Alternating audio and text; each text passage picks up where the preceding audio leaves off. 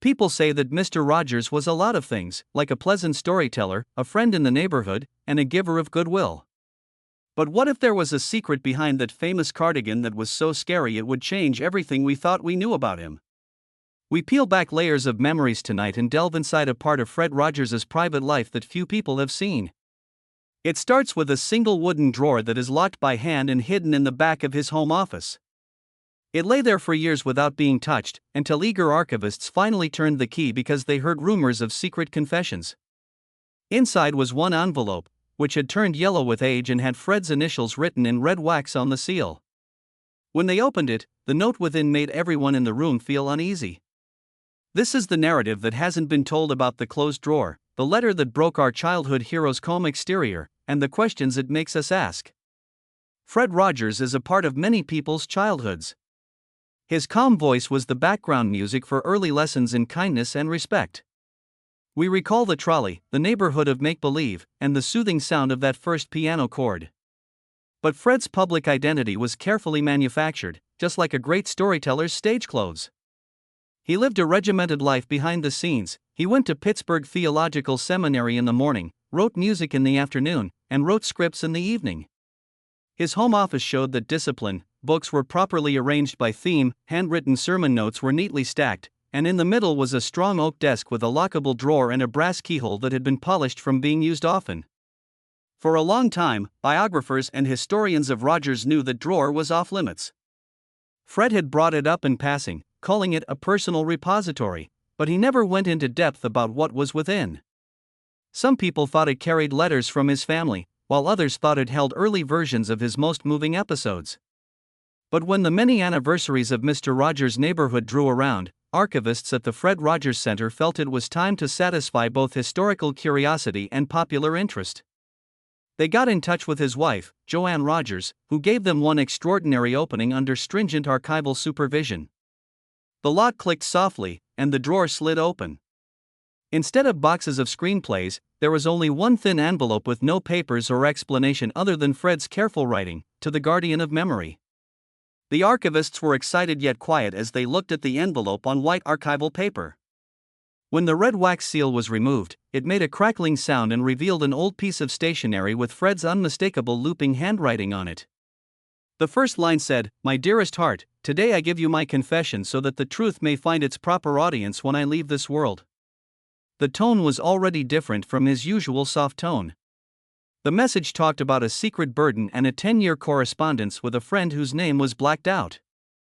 It hinted at moral problems that Fred had never talked about in public, times when he wondered if the love and trust messages he sent out so widely hid deeper doubts about his own job and decisions. He wrote about his doubts late at night, picturing a universal children's network where his show would never have aired, and how he felt angry at people who thought his theological background was just for kids. He said that keeping track of his ministry's finances was hard for him because he was a paid employee at a public broadcasting station and had promised to be humble. The letter went on, "I was afraid that my listeners' trust might turn to betrayal if they knew how often I looked at my own motives with suspicion." There were mysterious references to a Project L, which was described as work too delicate for public eyes, and to a meeting in 1978 that almost ended his career.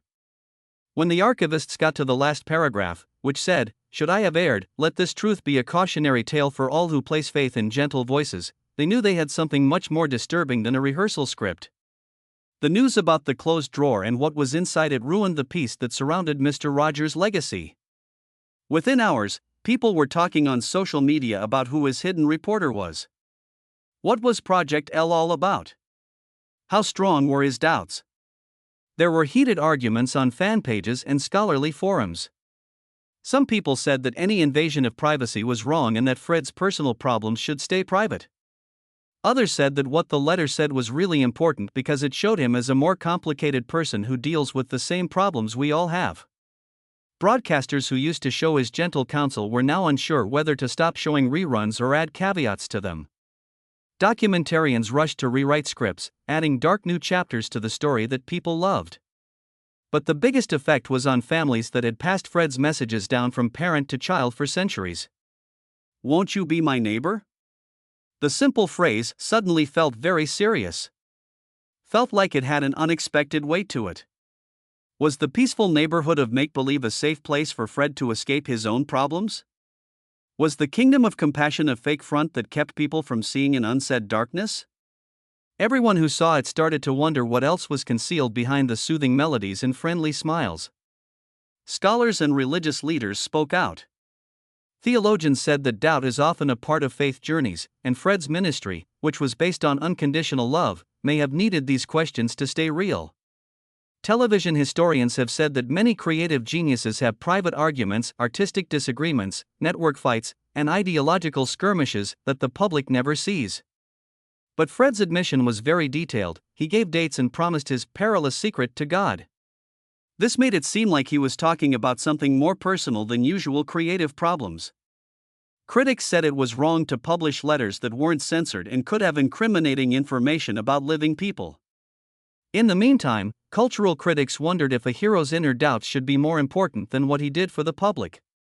Did the culture that raised Mr. Rogers accidentally expect people to be morally flawless, which is impossible? As the dust settled, one truth became clear: the letter made us all think about how we honor prominent individuals and deal with the difference between their ideals and their secret doubts.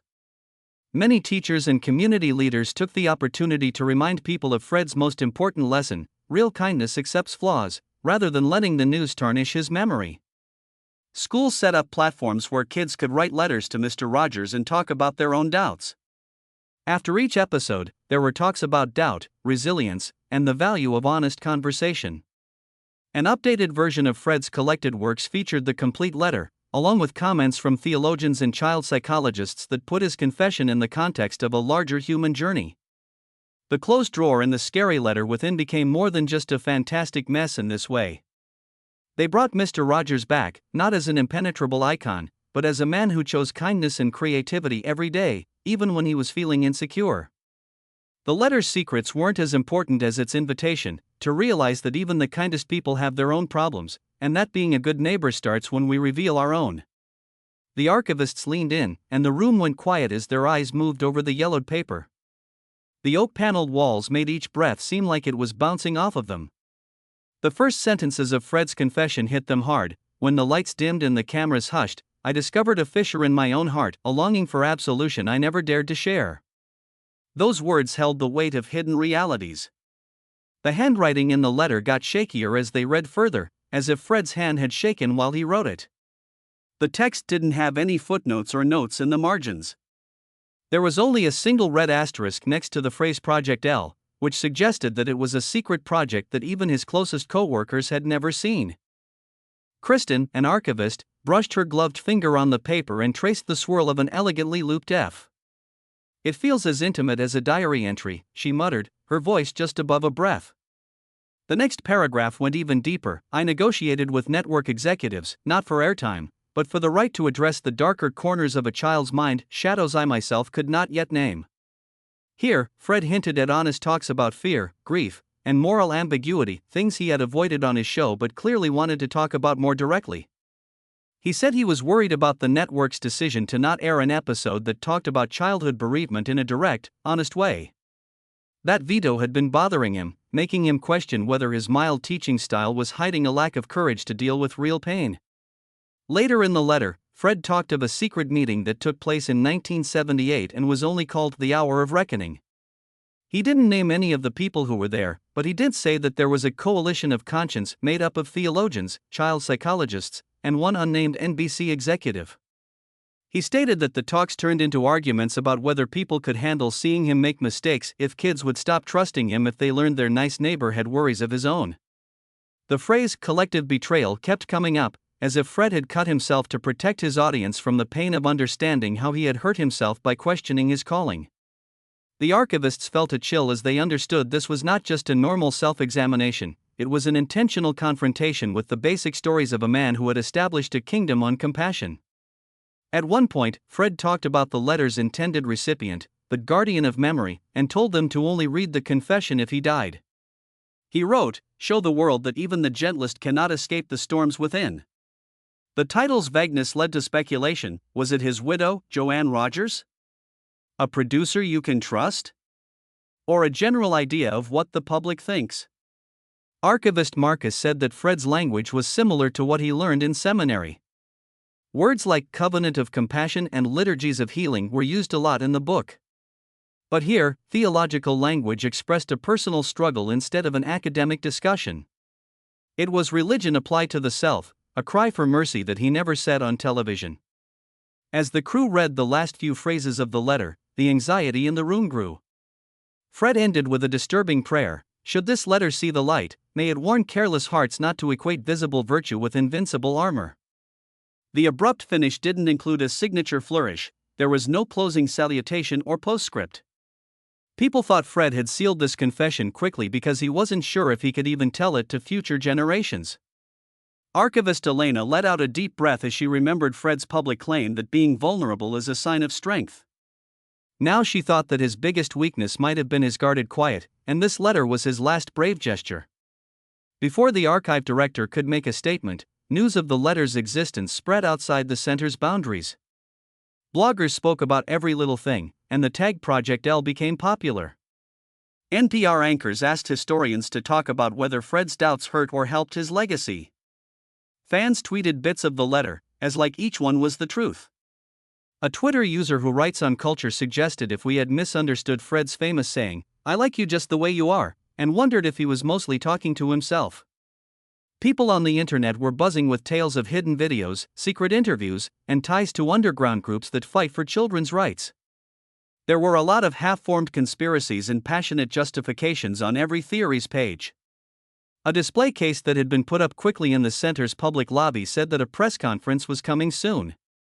Fred's original key, with a burgundy velvet bow, was behind the glass. There was also a written copy of the letter's first lines. People were eager to get in and see history come to life. Librarians made discussion guides for schools that were moderated, keeping in mind how sensitive kids are but not wanting to hide the truth. In the next few days, reporters would read every word and figure out what it meant.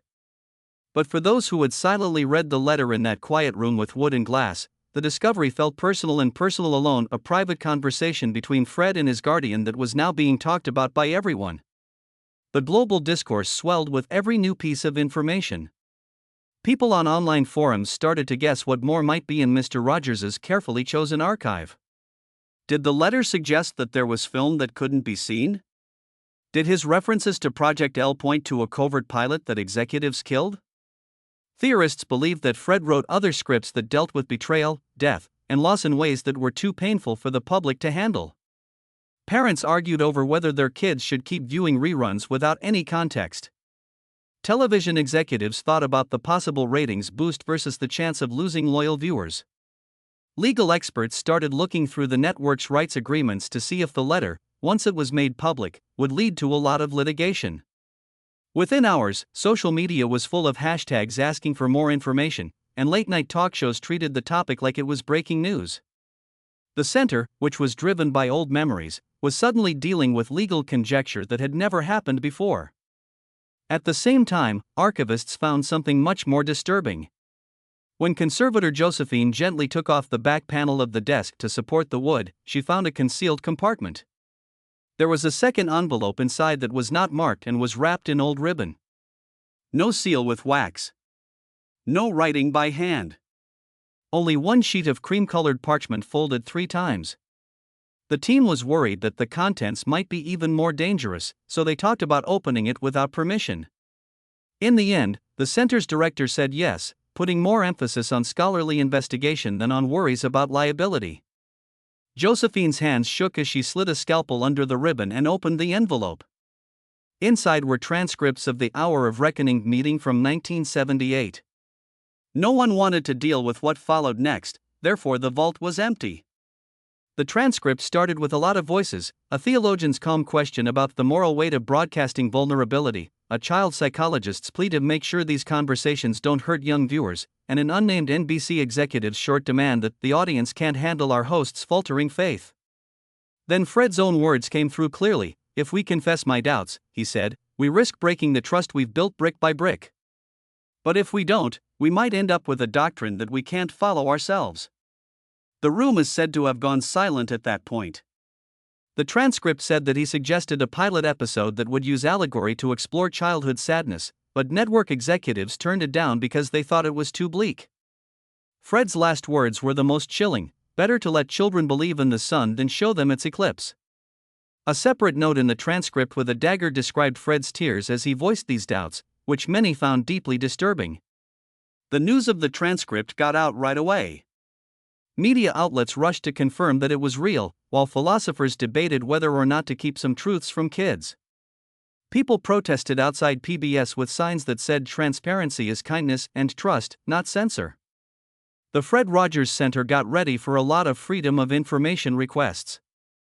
Some scholars praised the transcript as a turning point in media ethics, saying it proved that public persons sometimes need to protect their weaknesses to keep people's trust. Some people said Rogers was being paternalistic because he didn't talk about unpleasant subjects with his audience on purpose. Teachers were apprehensive about how to talk to young viewers about what they had learned, while longtime fans argued over whether they could ever watch an episode without remembering the buried sadness. The heated argument spread to comment sites, talk radio, and educational panels as society tried to find a balance between protecting innocent and respecting freedom. A group of trustees met in an emergency session inside the Rogers Center vault. Some people said that the letter and transcript should be published right away because Fred's own words called for complete honesty. Some people told them to hold back and suggested that an annotated release with scholarly discussion might help soothe the pain. Fans and lawyers both tried to get Joanne Rogers, Fred's widow, to change her mind. She had to think about her legacy and her responsibilities when she made her choice. If she revealed too much, she may break confidences, but if she censored too much, she could be accused of erasing. They even wrote up some basic rules for how to handle letters from the audience, knowing that they would get a lot of emotional replies. The board voted to delay the public release after a lot of arguing. This was the first time in television history that they did this. They wanted to wait for a peer-reviewed contextual anthology to go along with the records. Fred Rogers' two sealed letters are like a paradox in the corridors of memory, a man who preached open hearts but had private storms. As archivists put the papers away for another day and new arguments start, one topic stands out: what does it mean to trust a neighbor whose house includes secret rooms? The following part will take us even farther, looking at the legal, philosophical, and emotional effects of Fred Rogers' secret admissions and whether we can reconcile the peaceful legacy of Mr. Rogers with the dark shadows of his own hidden doubts. The backlash from Fred Rogers' secret discoveries happened faster than any trolley ride could take people to the neighborhood of make-believe. Digital leaks went around the center's carefully planned timeframe because of the trustees' conditional embargo. Parts of that hour of reckoning transcript showed up on secret file-sharing sites, causing a moral panic that spread across classrooms, living rooms, and editorial boards. Parents quickly searched Google for summaries before determining whether or not to keep replays from their kids. At the same time, lawyers were all over the network's archives, going through contracts from decades ago to figure out who really owned personal letters. An amicus brief submitted in federal court said that Fred's letter was protected by writer's privilege. The other side said that Rogers' choice to share other personal stories on the air meant that he couldn't expect complete privacy. In the middle of all the pandemonium, philosophical arguments raged: is it nicer to keep kids from thinking about death, or meaner to simply use euphemisms? Child psychologists talked about this on morning news shows, saying that if handled carefully, exposure to loss and doubt can make people stronger emotionally. People who support radical transparency said that cleaning stories hurts trust and that Mr. Rogers' carefully crafted image was a type of paternalistic censorship. Universities scheduled symposiums called The Ethics of Hidden Truths in Children's Media and Trust, Doubt, and the Public Intellectual. At the same time, news publications asked writers to write about whether collective cultural memory could survive such a breach. Each story asked one last question: can an icon of unconditional kindness survive the light of acknowledged imperfection? Archivists and scholars at the Fred Rogers Center were having their own moral crisis behind closed doors. The letters and transcripts were both treasure troves of historical knowledge and possible triggers for damage to reputations that could not be restored. To lessen the damage, they wrote contextual pieces that placed Rogers' confession in the perspective of larger traditions of faith and skepticism. They talked to theologians who said that many saints and prophets went through dark times before bringing light. They asked child development experts to help Rogers' desire to deal with sadness be seen as an act of tremendous compassion instead of a fear of risk. These scholarly notes would come with any public release and help readers find their way through the tricky area between admiration and disappointment. But any attempt to put the letter in perspective only made it more appealing as a banned document. Late-night hosts made fun of Mr. Rogers, the unauthorized director's cut, and tabloids had headlines like Fred's Secret Sin and The Shadow in the Sweater.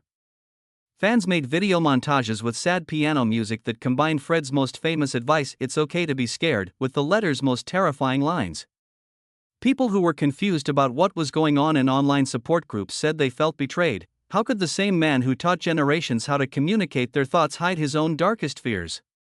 Some people doubled back, saying that being vulnerable is messy and that Rogers's admission made him even more human. There were profiles of children's media franchises that had been through similar storms, like Sesame Street's heartbreak over Joan Gans Cooney's personal tragedies, Disney's careful handling of Walt Disney's lesser-known business disputes, and Captain Kangaroo's archived diaries that showed times when he doubted himself. Each case study gave ideas for keeping the audience's trust, like real follow-up programming, community forums with moderators, and open apology campaigns. The Fred Rogers Center thought about these examples and spoke about whether a liminal Dear Neighbor special hosted by Joanne Rogers may bring people together by showing how pain and hope can coexist. This kind of presentation could help repair the broken ties between the icon and the audience, but it could also bring back trauma instead of mending it. As more people spoke out, the digital underground market for full transcripts and personal notes grew.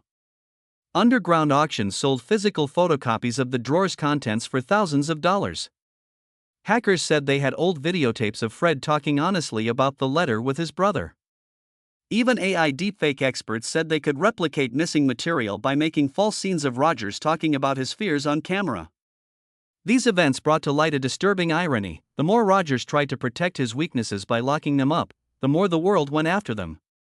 In the midst of all the different stories, legal battles, academic framing, fan indignation, and secret distribution, the most important question stayed very personal: what does it mean to trust someone who didn't trust himself?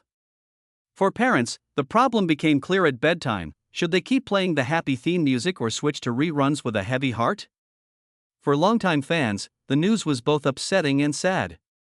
The man who taught kids how to name their feelings had named his own shadows and put them in a locked drawer in his own house. Now that the world was kneeling before his confession, we had a clear choice: turn away from a flawed hero or accept his bravery in telling a truth that was more chilling and more human than any fairy tale. After the transcripts were leaked, teachers, parents, and media professionals began to feel a cautious sense of hope. Instead than letting the findings damage Fred Rogers' legacy, a group came together to turn his secret realities into useful conversation. PBS announced a short series called Behind the Cardigan that would show vintage episodes of Neighborhood of Make-Believe along with roundtable conversations for adults. Child psychologists, theologians, and even Joanne Rogers took part in the discussion on the letter's themes of skepticism, authenticity, and the boundaries of protecting innocence. Parents were able to face the problems they might have kept from their kids by watching late-night shows. These specials changed how people saw Fred's private weaknesses by putting them next to things he said on air and in his confession. This turned a possible crisis into a time for everyone to grow together. At the same time, schools started adding the letter to their social-emotional learning programs. Some districts didn't try to protect young pupils; instead, they encouraged age-appropriate talks about fear and uncertainty. Teachers read abridged parts of the confession and led conversations about how even heroes have doubts and how talking about them may help people become stronger. Art lessons encouraged kids to make feeling maps, which were like Fred's neighborhood charts but with extra sections for shadows and inquiries.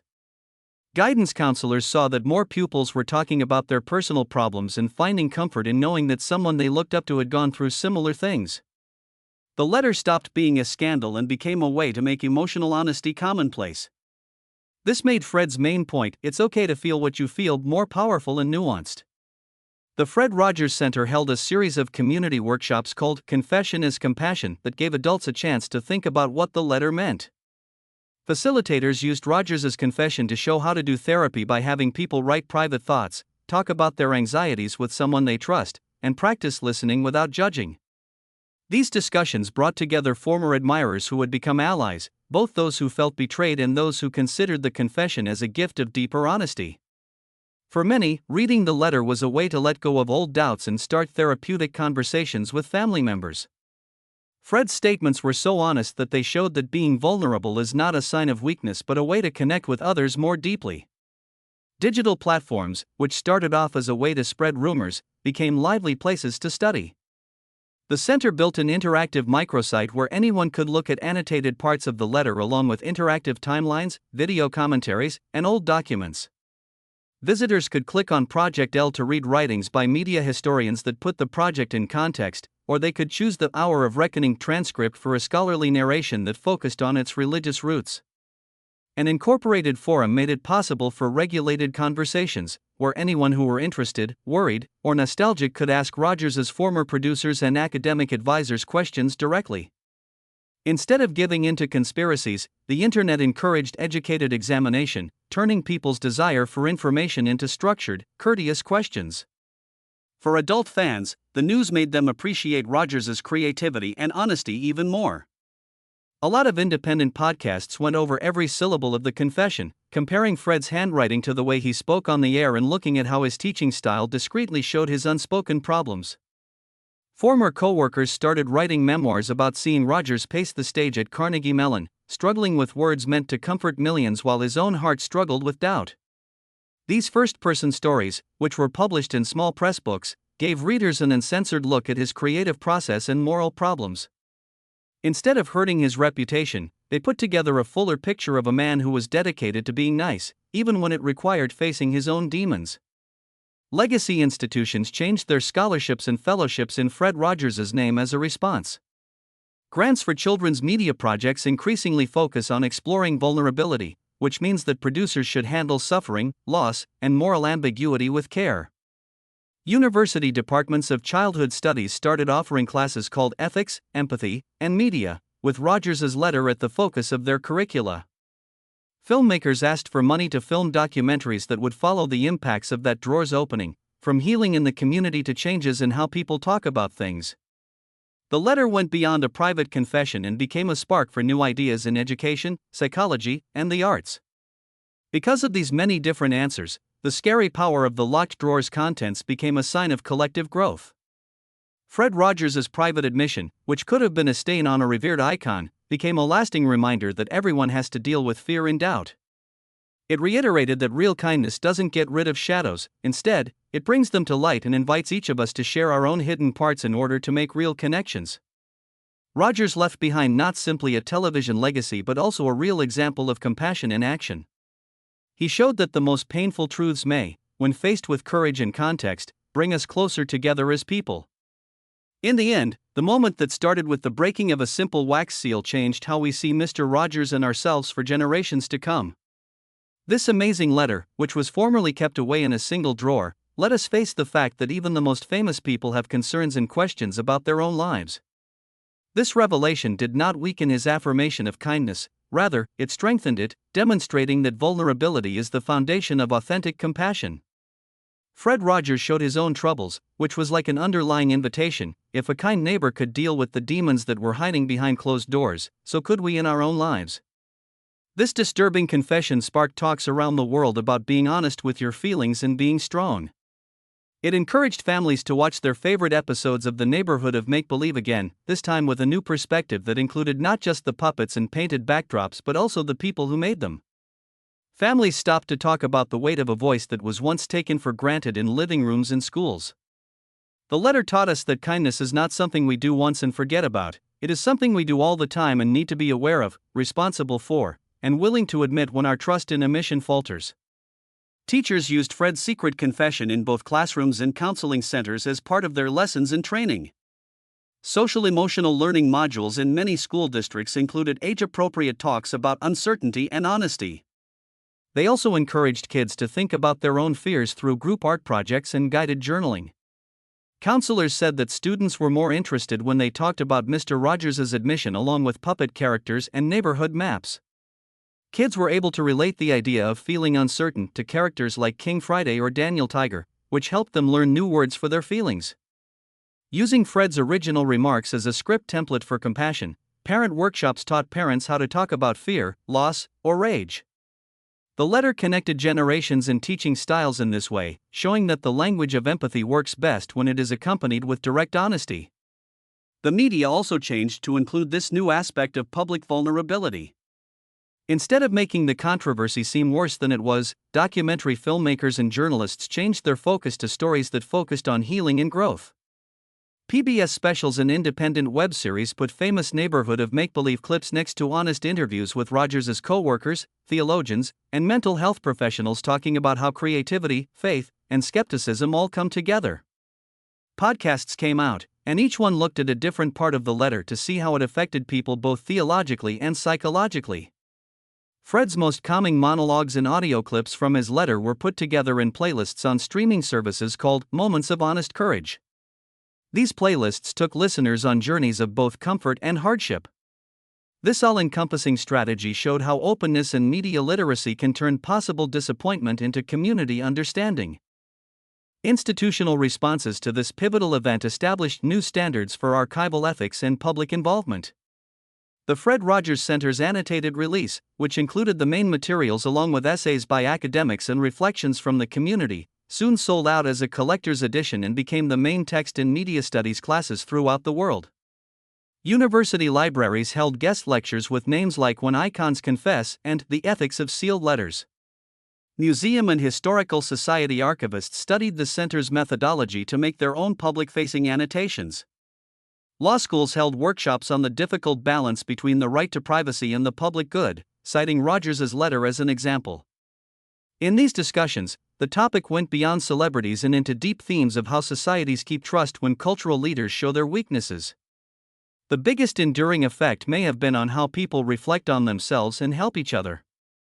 Fred's bravery in dealing with his own doubts inspired grassroots movements that asked individuals to write neighbor letters, which are short, honest emails to friends, mentors, or community leaders about their fears or regrets. Letter nights were held at local libraries, where neighbors wrote about their hopes and fears and then shared them out loud or in sealed envelopes. Therapists for mental health used letter writing as part of their work, encouraging clients to write and, if they wanted, send confessional letters to people